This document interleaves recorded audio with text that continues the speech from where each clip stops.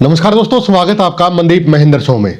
दोस्तों, आप पिछले दिनों लगातार देख रहे हैं कि राम कुमार गौतम या फिर रामचंद्र जांगड़ा दोनों के ही जातीय बयान आ रहे हैं। आज इस विषय पर चर्चा करेंगे। मेरे साथ आज वरिष्ठ पत्रकार महेंद्र सिंह है। सर, स्वागत है आपका। धन्यवाद मनदीप जी। सर, क्या कुछ कहेंगे जो ये बयानबाजी हो रही है लगातार दो नेताओं की तरफ से? सबसे पहले तो राम कुमार गौतम, उनकी तरफ से बयानबाजी भी दो तरह की हो रही है। एक तो वो डायरेक्टली इनडायरेक्टली जात पात तो करते ही हैं अपने बयानों में, दूसरा उन्होंने कौशल निगम को लेकर भी बयान दिया है। दोनों के बारे में बात करेंगे और रामचंद्र जांगड़ा के बारे में भी बात करेंगे। लेकिन सबसे पहले बात, ये जो रामचंद्र जांगड़ा हो या फिर राम कुमार गौतम हो और भी बहुत सारे नेता हैं बीजेपी के भीतर और बहुत सारे कार्यकर्ता भी हैं आम बोलचाल में, उनकी भाषा से। और जब हम लोग मान लीजिए कि ऑन रिकॉर्ड या ऑन कैमरा बात नहीं करते, सीधे तौर पर किसी से बात करते हैं तो वो निकलकर सामने आ जाता है। बहुत सारे लोगों को, बीजेपी साइड के हैं, उनको ये लगता है कि बीजेपी की जो पूरी की पूरी पॉलिटिक्स है, आज बीजेपी के हरियाणा में जो सरकार है, उसका आधार सिर्फ और सिर्फ ये जाट नॉन जाट की पॉलिटिक्स है। बीजेपी नॉन जाट की पार्टी है, इसी वजह से बीजेपी की तीसरी बार सरकार बनी है। तो सबसे पहले तो ये भ्रम उन लोगों को दूर कर लेना चाहिए कि आप सिर्फ एंटी जाट पार्टी बनके ना तो सत्ता में आए हैं और ना ही आ सकते हैं जी। इस बार के चुनाव को ही आप देख लीजिए। बीजेपी के सत्ता में आने की सबसे बड़ी वजह यह है कि जाट वोटों में बंटवारा हुआ। जाट वोट एक मुश्त तौर पर बीजेपी के विरोध में नहीं पड़े हैं या कांग्रेस के पक्ष में नहीं पड़े हैं। जाट वोट बटे हैं और बहुत सारी ऐसी सीटें जहां पर निर्णायक वोटर ही जाट हैं। आपके नरवाणा हो, उचाना हो, गोहाना हो, आप बाढ़ड़ा तक चले जाइए, सफीदो हो और बहुत सारी ऐसी सीटें हैं, दादरी हो। ऐसी सीटें हैं जहां पर दो वजह से बीजेपी जीती है।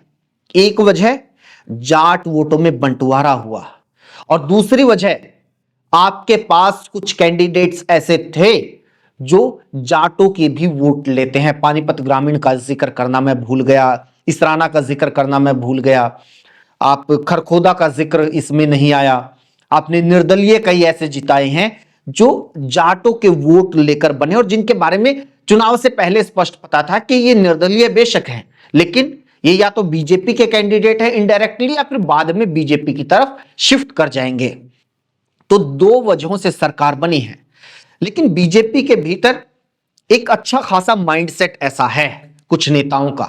कुछ नेता तो कोशिश कर रहे हैं कि ये जो छवि बीजेपी की बनी है वो टूटे। उनके बारे में भी बात करेंगे, लेकिन पहले इन दो नेताओं की बात कर लेते हैं। राम कुमार गौतम और रामचंद्र जांगड़ा जिस तरह के बयान देते हैं और क्यों देते हैं, इन लोगों का अभी तक भी यही माइंडसेट है, ये यही मान के चल रहे हैं कि बीजेपी की जो पूरी की पूरी पॉलिटिक्स है वो एंटी जाट है, इसीलिए बीजेपी सत्ता में है और इसको इसी तरह से गढ़ा जाए और आगे बढ़ाया जाए तो पार्टी को फायदा होगा।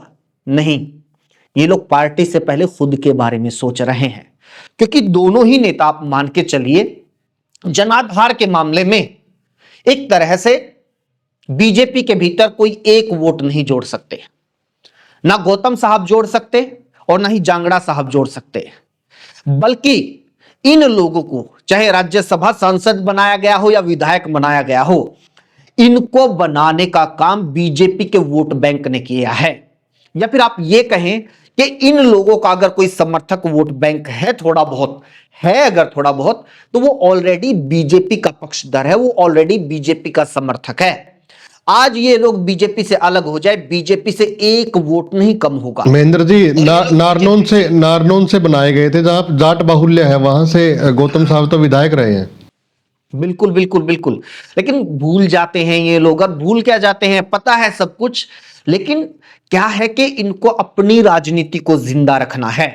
और ऐसे लोगों की राजनीति तभी जिंदा रहेगी जब ये पर्टिकुलर मैसेज पब्लिक के बीच जाएगा, ये पर्टिकुलर राजनीति आगे बढ़ेगी और ये लोग अपना जो कि भी मैं रेलिवेंट हूं बीजेपी की राजनीति में, बीजेपी को मेरे होने से कुछ ना कुछ फायदा होगा, ये जताने के लिए भी ऐसी बयानबाजी करते हैं। लेकिन बड़बोले इतने हैं। एक साहब को तो राज्यसभा जैसे सम्मानित सदन के अंदर सदस्य बनाया गया, वो सदन के भीतर खड़े होके कभी महिला नर्सों के बारे में अश्लील चुटकुले सुना देते हैं, कभी हरियाणा के बारे में बोल देते हैं कि हरियाणा के लोगों को ये आंकड़े वांकड़ों की समझ नहीं है, और फिर अगर उसके नीचे थोड़ा बहुत उतरते हैं तो फिर वो ये जात पात के ऊपर आ जाते हैं। और मैं तो एक उनका इंटरव्यू सुन रहा था, वो अपने आप को इस तरह से पेश करते हैं कि जैसे पुराने जमाने में पता नहीं कितने बड़े नेता थे। उनको जो बनाया चौधरी देवीलाल की पार्टी ने, जो थोड़ा बहुत मान सम्मान उनकी हरियाणा में कोई पहचान हुई तो इस लिहाज से हुई। आज जब बीजेपी में वो आए हैं, बीजेपी में कोई एक नया वोट नहीं जोड़ा, कभी कोई चुनाव नहीं जीते और ना ही जीत सकते हैं। मोटा माटी आज उनकी स्थिति यह है, ना ही जीत सकते हैं। लेकिन यह दिखाना है कि मैं बहुत बड़ा नेता था, मेरे आने से बीजेपी में कुछ ना कुछ फर्क पड़ा है, कोई ना कोई वोट बैंक बढ़ा है, तो अपने इंटरव्यूज में ऐसी ऐसी बातें करते हैं। इससे नुकसान क्या है मैं बताता हूं। हरियाणा में जो भाईचारा है उसको तो नुकसान होता ही होता है, लेकिन हरियाणा के मुख्यमंत्री नायब सिंह सैनी और बीजेपी का भला चाहने वाले लोग ये भी समझ लें कि इससे सबसे ज्यादा नुकसान बीजेपी को ही होगा। क्योंकि आप ये मान के चलिए कि जो राजनीति ऐसे लोग हरियाणा में सेट करना चाहते हैं कि पूरी तरह जाट नॉन जाट हो जाएं, बीजेपी से जाट पूरी तरह कट जाएं और दूसरे पक्ष में, विपक्ष में या किसी पार्टी की तरफ एक मुश्त चले जाएं, तो आप मान के चलिए हरियाणा में बीजेपी कभी सत्ता में आ ही नहीं सकती। तो सबसे बड़ा नुकसान है इसका बीजेपी को, और उससे भी बड़ा नुकसान उन नेताओं को है जो एक कोशिश कर रहे हैं कि नहीं, ये जो डिवाइड है इसको कम किया जाए। और इसमें सबसे पहला नाम तो आप नायब सिंह सैनी का ही ले सकते हैं। कैसे? सीएम कार्यालय में जाइए कभी, या सीएम का जब भी पब्लिक के साथ इंटरेक्शन का कोई भी कार्यक्रम हो किसी भी जगह पे हो, तो आप जाइए, वहां पर आपको सबसे ज्यादा गुहार लगाने वाले, मिलने वाले, सम्मानित करने वाले जाट मिलेंगे। अब तो बीजेपी में ज्यादा जाट आने लग रहे हैं या ना हो, लेकिन बर्ताव से, व्यवहार से वो खुश होके आते हैं, खुश होके आते हैं। उस छवि को वो तोड़ते हैं नायब सैनी, जो छवि पहले गढ़ी गई, कई सालों में गढ़ी गई। दूसरे नेता का आप नाम सुनिए जी, महिपाल ढांडा। आप उनकी कोठी पे चले जाइए, उनके समर्थकों को देख लीजिए या उनके कार्यक्रमों को देख लीजिए। वो एक बड़े जाट वोट बैंक को, कम से कम अपने हल्के और भी बहुत सारे जी इलाकों में जाट वोट बैंक को बीजेपी से जोड़ने वाले नेता हैं। क्या दादरी में सुनील सांगवान बिना जाटों की वोटों के जीत सकते थे? और वो अभी भी ये कोशिश कर रहे हैं कि ये जो टैग लगाया जा रहा है बीजेपी के ऊपर, इसको तोड़ा जाए, और वो मतलब पूरी अपनी जो भी क्षमता है उस हिसाब से इस वोट बैंक को बीजेपी के साथ जोड़ रहे हैं। नरवाना से जो बेदी साहब हैं, आप उनकी कोठी पे चले जाइए, हमेशा आपको वो घेरे मिलेंगे जी। और उनका तो हल्का ऐसा जहां 70% तक जाट, वहां पर तय ही जाट करते हैं हार जीत को। तो उनकी भी कोशिश ये है कि इस वोट बैंक को, इस समाज को अपने साथ लिया जाए।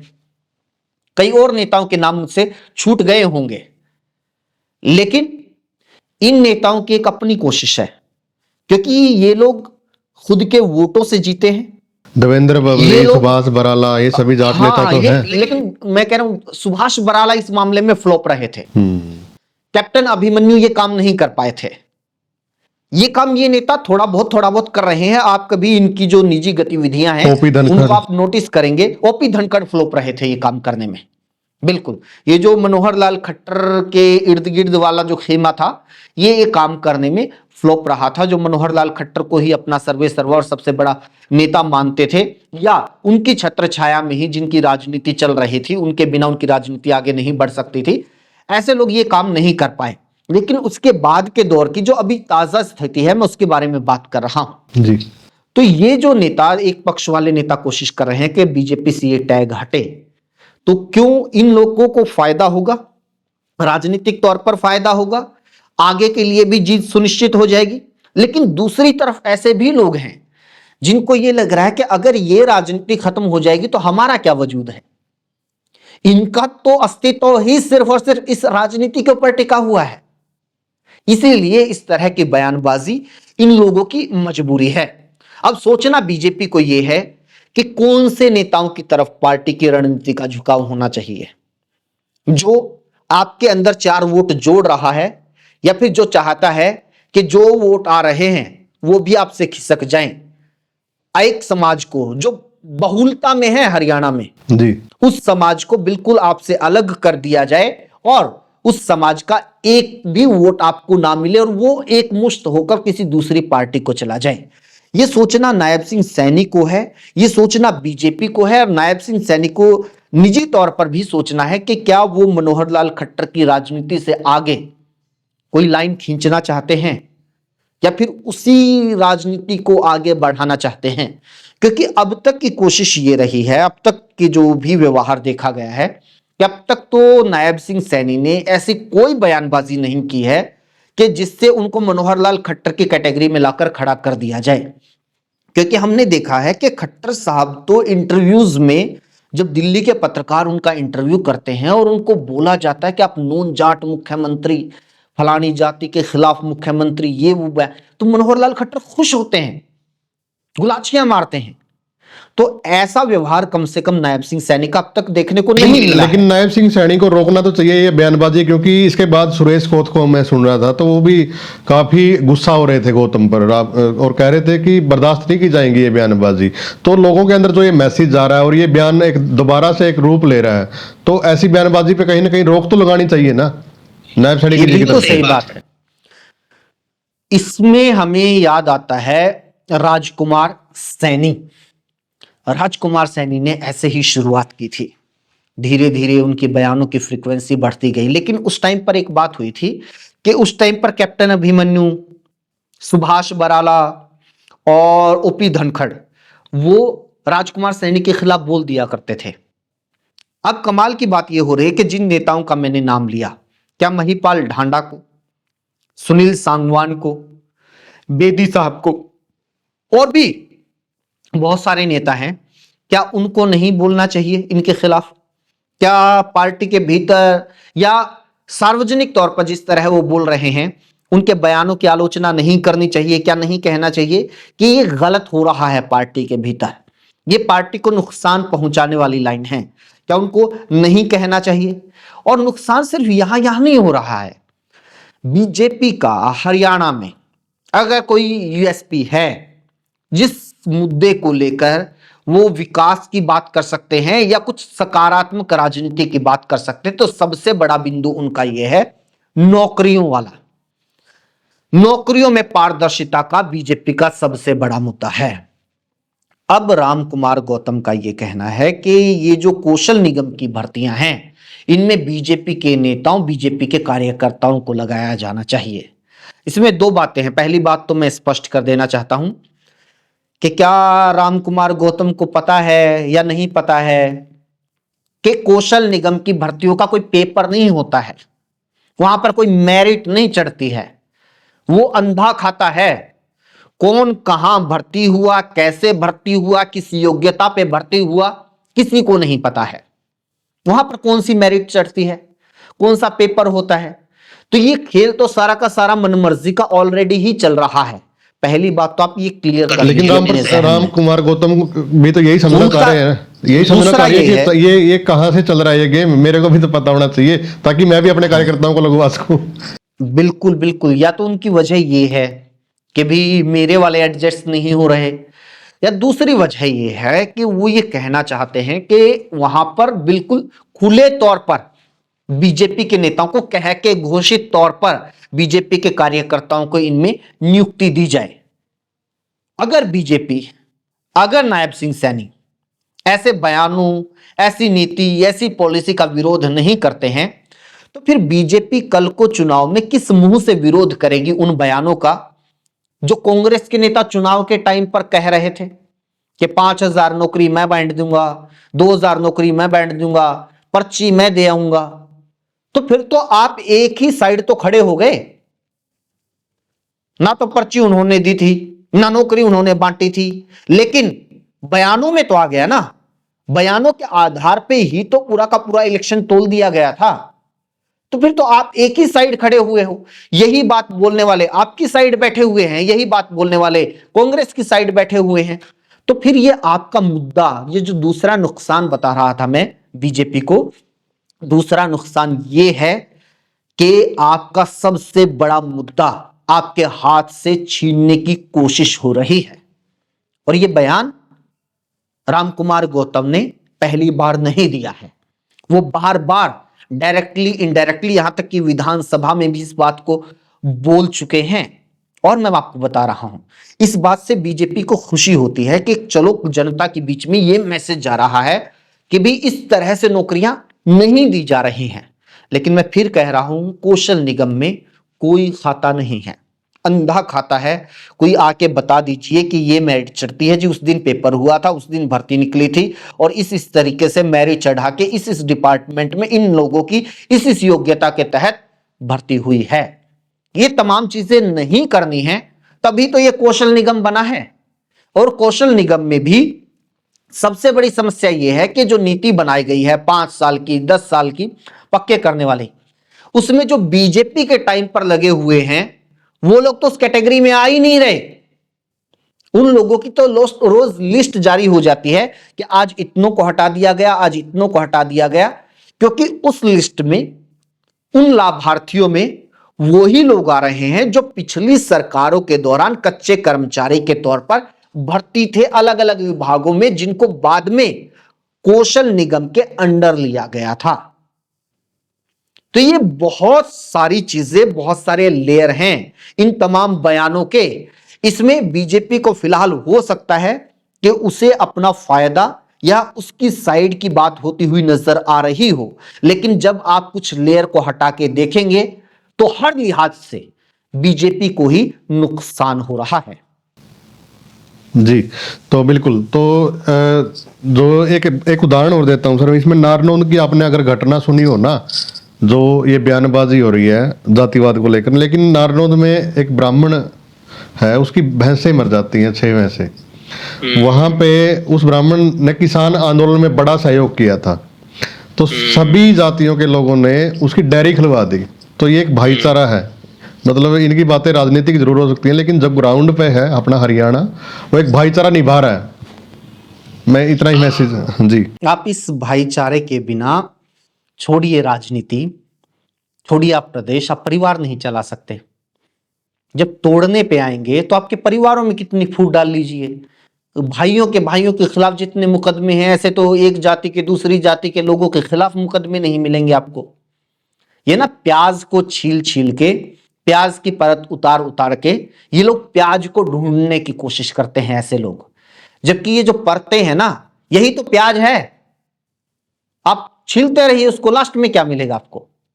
तो आप जितना तोड़ने की तरफ जाएंगे तो आपको नुकसान ही नुकसान होगा। लेकिन इन लोगों की, ऐसे लोगों की राजनीति का, मनदीप जी, आधार ही ये होता है। और ये पॉलिटिक्स सिर्फ यहां नहीं है, बहुत जगह पर बहुत सारे नेता करते हैं। किसी एक समाज का, किसी एक जाति का, किसी एक क्षेत्र का, किसी एक गोत्र का ये लोग मुद्दा उठा लेते हैं। उससे क्या हो जाता है कि लोगों के भीतर तो है ही जातिवाद, बहुत सारे लोगों के भीतर है, एक बना बनाया समर्थक वर्ग इन लोगों को ऑलरेडी मिल जाता है। अब ये लोग ये मान के चल रहे हैं कि ये जो भी समर्थक हैं आज जो आपके पक्ष में बोल रहे हैं ये हमारे ही हैं। आप लोग राजकुमार सैनी को देख लीजिए, बहुत सारे लोग राजकुमार सैनी के समर्थन में बोलते थे। राजकुमार सैनी को ये लगने लगा कि ये सारे लोग तो मेरे ही हैं, ये तो पूरा का पूरा वोट बैंक, ये सैलाब तो मेरे लिए ही उठ रहा है। लेकिन जैसे ही राजकुमार सैनी बीजेपी से अलग हुए, बीजेपी को 1 वोट का फर्क नहीं पड़ा, बल्कि फायदा चाहे बेशक हुआ हो। जो लोग सिर्फ इस वजह से राजकुमार सैनी के अलग के बीजेपी में होने की वजह से बीजेपी से नाराज थे, वो लोग वापस जुड़ गए कि चलो वो कबाड़ा तो चला गया, अब हम लोग बीजेपी के साथ जाते हैं, तो हमें कोई आपत्ति नहीं है। तो ऐसे लोगों को ये जो भ्रम है ये जो पाले बैठे हैं कि आज इतने लोग हमारे समर्थन में बोल रहे हैं, बहुत सारे लोग फोन करके भी बोलते होंगे कि दादा आज तो बहुत बढ़िया बात कही, लेकिन आपको बता दें कि ये लोग ऑलरेडी बीजेपी के समर्थक हैं।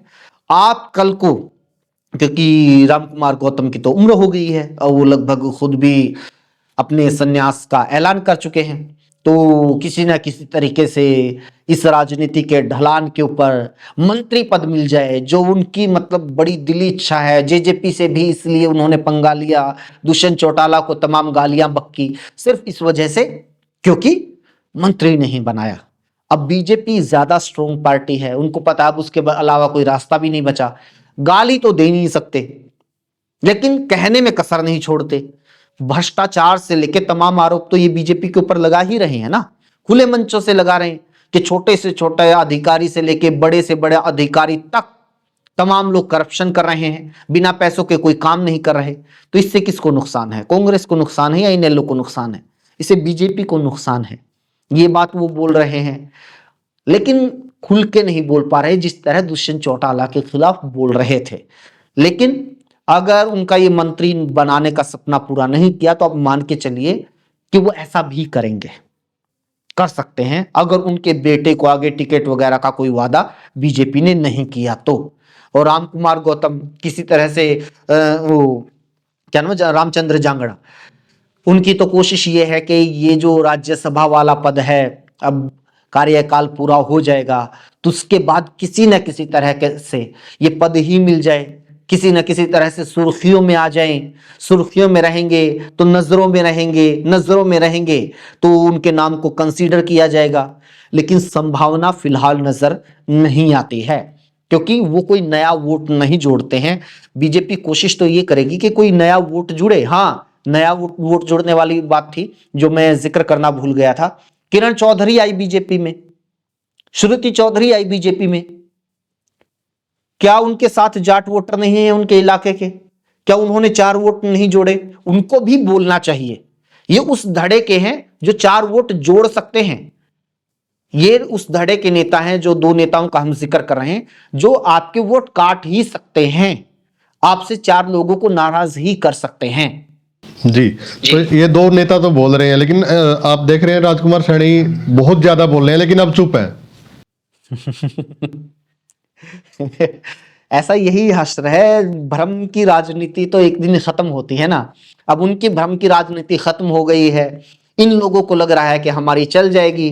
तो फिर आप देख लीजिए, कोशिश करके राजकुमार सैनी की तरह बीजेपी से एक बार थोड़ा सा साइड में होके देख लीजिए, कोई एक आदमी भी आपके साथ बैठने वाला, खड़ा होने वाला, आपका समर्थक आपको दूर दूर तक नजर आ जाए। तो ये जो अपने बयानों में भी ये बोलते रहते हैं ना, जांगड़ा साहब, मैं इतना बड़ा नेता था, मेरी वजह से फलाना ओबीसी आगे थे, पार्टी के साथ जुड़ गए थे। मैं कह रहा हूं एक बार साइड होके देख लीजिए, अगर आपके परिवार के सारे सदस्य भी आपके साथ खड़े मिल जाएं तो फिर आप अपने आप को मुख्यमंत्री घोषित कर दीजिएगा। बातचीत करने के लिए धन्यवाद सर। शुक्रिया, शुक्रिया मनदीप जी। तो वीडियो को ज़्यादा से ज़्यादा शेयर करें और भाईचारा बना के रखें, यही अपील है। धन्यवाद।